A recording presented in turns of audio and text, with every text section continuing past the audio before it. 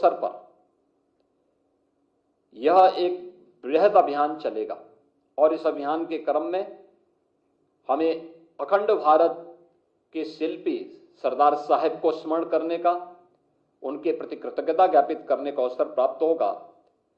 और इस अवसर पर अखंड भारत के साथ ही आत्मनिर्भर भारत की संकल्पना के साथ हर नागरिक जुड़े, ये इसके पीछे का उद्देश्य है। अगर समाज में कहीं पे कोई विकृति है, नशा की कुप्रथा है, तो नशे के खिलाफ युवाओं के माध्यम से विशेष कैंपेन चलाना, योग और स्वास्थ्य शिविर के माध्यम से स्वस्थ होने के लिए लोगों को प्रेरित करना, उस अभियान का हिस्सा उसको बनाना, यह इस अभियान का एक बड़ा कार्यक्रम होगा। और इसकी परिणति 2047 में जो प्रधानमंत्री जी ने विकसित भारत की संकल्पना के साथ पूरे देश को जोड़ने का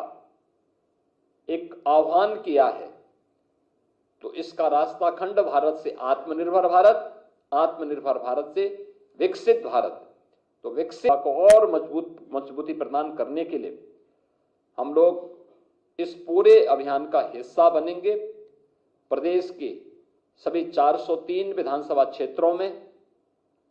80 लोकसभा सीटों पर ये कार्यक्रम होंगे और सभी 75 जनपदों के 5-5 युवा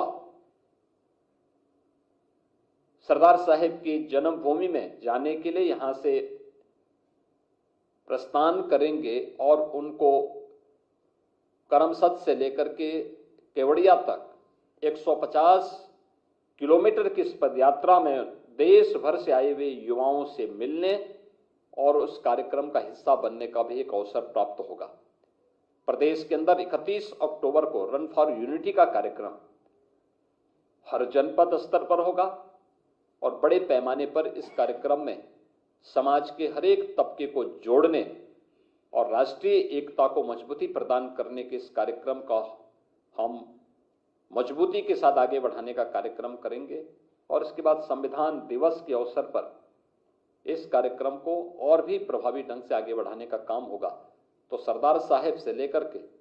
बाबा साहब तक इस पूरे कार्यक्रम में हमें भारत माता के इन महान सपूतों को स्मरण करने और उनके प्रति कृतज्ञता ज्ञापित करने का अवसर प्राप्त होगा।